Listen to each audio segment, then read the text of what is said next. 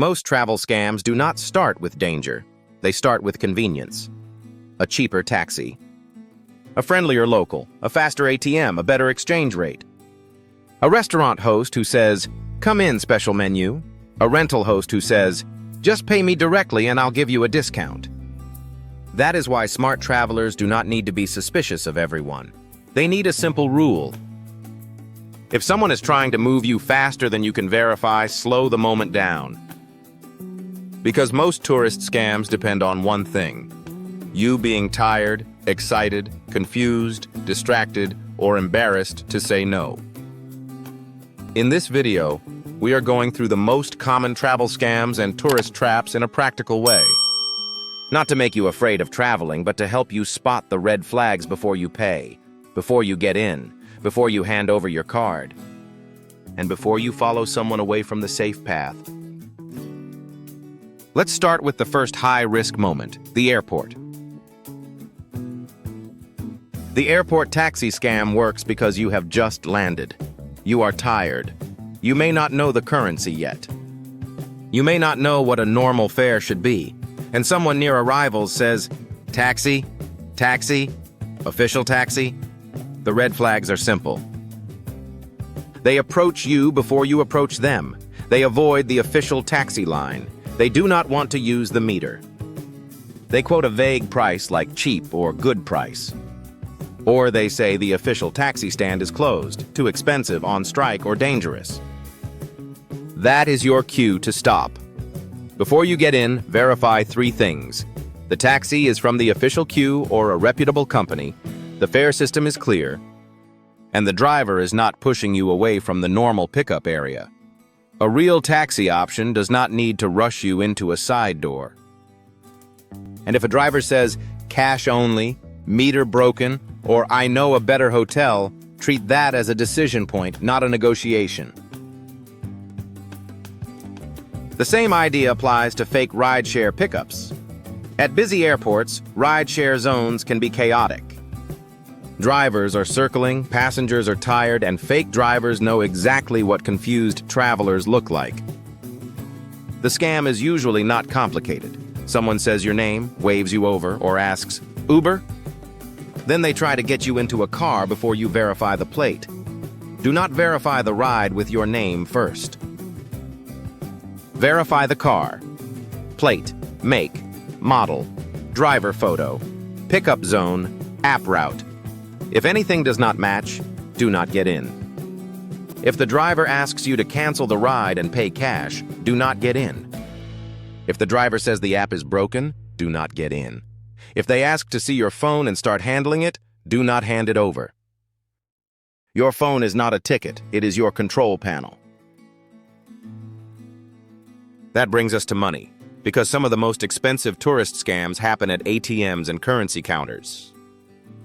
ATM scams abroad often happen in places where travelers are distracted, outside airports, near nightlife areas, beside convenience stores, or in tourist streets where people are lining up quickly. The red flags are a loose card reader, anything that looks attached over the slot, a keypad that feels unusual, a stranger standing too close, or someone offering to help when your card has a problem. Use ATMs inside banks, airports, or well-lit public places when possible. Cover your PIN with your hand. Do not accept help from strangers. And if the machine keeps your card or behaves strangely, do not walk away while someone nearby suddenly becomes helpful. Another important rule: when the ATM offers to convert the amount into your home currency, be careful.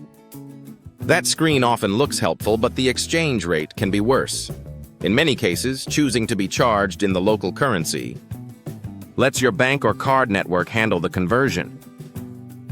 This is not only an ATM issue, it also appears in shops, hotels, restaurants, and card terminals. If the terminal asks, "Pay in your currency or local currency?" Local currency is often the safer default. Currency exchange tricks work in a similar way. The sign outside says "no commission" or shows a beautiful rate. But the real cost appears in the spread, the fees, the small print, or the counting. One common trick is the money counting scam. The clerk counts the bills quickly, distracts you, folds some bills back, or changes the amount during the handoff. Your rule is simple. Count the money yourself before you leave the counter. Do not let the person take it back for a second count after you have checked it. And avoid changing large amounts in one transaction at small tourist kiosks unless you know exactly what rate and fee you are accepting.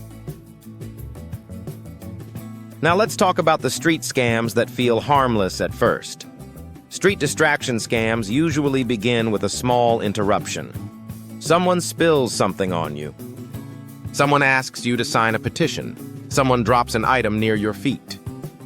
Someone puts a bracelet on your wrist. Someone asks for directions while another person moves behind you. The scam is not the conversation. The scam is the split attention. One person makes you look down, turn around, laugh, apologize, or reach for your wallet. The second person takes the phone, bag, or passport. The answer is not to be rude to everyone. The answer is to protect your space before you engage. Stop walking only when your bag is secure. Keep your phone away from the street side. Do not let strangers place objects on your body. And if a group suddenly surrounds you, move first, talk second. A good phrase is, "No thank you," while continuing to walk. Not angry, not panicked, just closed. Fake helpful local scams are a little different because they use kindness. Someone tells you the museum is closed, the train is canceled, the ticket machine is broken. Your hotel is in a bad area. The restaurant you chose is terrible, but luckily they know a better place. Sometimes this is honest advice. Sometimes it is a commission setup. The red flag is not help. The red flag is redirection. If a stranger's help moves you from your plan to their plan, verify independently. Check the official website. Ask uniformed staff. Look at the ticket office. Use your own map. Call the hotel yourself. This matters because many scams are not dramatic. They simply move you from the official path to a private transaction. A private guide, a private taxi, a private shop, a private ticket, a private special price. Before you follow, ask, who benefits if I change my plan right now? This is also why a reliable phone connection matters when you travel. If you use an eSIM or local data plan, you are less dependent on strangers for directions, translations, ride verification, and booking access. I'll leave a few travel tools in the description, including eSIM options and other practical services I use for safer trip logistics. Now let's move to Airbnb and short-term rental scams. The biggest red flag is pressure to pay outside the platform. A host may say, "Book directly and I'll give you a discount," or "The platform fees are too high," or "Send a deposit by wire transfer, crypto, or payment app." That is where many travelers lose protection. Before you pay, check the listing history, reviews, host profile, photos, cancellation rules, and address consistency. Be careful with listings that look too cheap for the area, have only a few reviews, use copied-looking photos, or create urgency with phrases like, "Many people are interested." Also watch for bait and switch messages after booking. A host says the original apartment has plumbing problems, but they have another one nearby. Maybe true, maybe not. Do not accept a lower quality replacement without documenting everything through the platform. Keep communication inside the booking system. Keep payment inside the booking system, and if the situation changes, make the platform part of the conversation before you move, pay, or agree. Cruise port scams are another version of the same problem. High pressure near a transportation choke point. You step off the ship and suddenly everyone knows you are temporary. You have limited time. You may not know the local prices, and you need to be back before departure. The red flags are unofficial tour sellers, unclear return times, vague prices, last chance pressure, or drivers who promise a private tour but do not clearly explain where you are going, how long it takes, and what happens if traffic delays you. Before you leave the port area, know your ship's all-aboard time, the distance back, and whether the tour is official, licensed, or independently verifiable. A cheap port tour is not cheap if it risks missing the ship. Restaurant and menu scams are often less dangerous, but they can still ruin your day. The classic setup is the tourist menu that does not show full prices. The host is charming. The view is great. The menu has pictures. Then the bill arrives with cover charges, bread charges, service fees, inflated seafood prices, or market price items you did not understand. Before you sit down, check the posted menu. Look for prices. Ask about cover charges. Ask whether bread, water, appetizers, or service are included. And be cautious when staff aggressively pull you in from the street. A good restaurant does not need to trap you before you read the menu. Also, be careful with free samples that turn into pressure purchases, especially in tourist shops, nightlife streets, and market areas. If you did not ask for it and now you are being pressured to pay for it, it was not really free. Finally, phone theft and bag-snatch setups. These are not always scams in the classic sense, but they often use scam-like distraction. A stranger asks a question while your phone is on the cafe table. A scooter passes while you are filming near the curb. Someone bumps your shoulder on public transport. A group crowds the doorway as you board. A helper insists on lifting your luggage while another person moves near your backpack. The red flags are crowding, forced urgency, and your valuables becoming visible during a transition. Your phone should not rest loose on a cafe table near the street. Your bag should not hang open behind you in a crowd. Your passport should not be in an outer pocket, and your luggage should stay physically connected to you during check-in, ticket buying, boarding, and arrival confusion.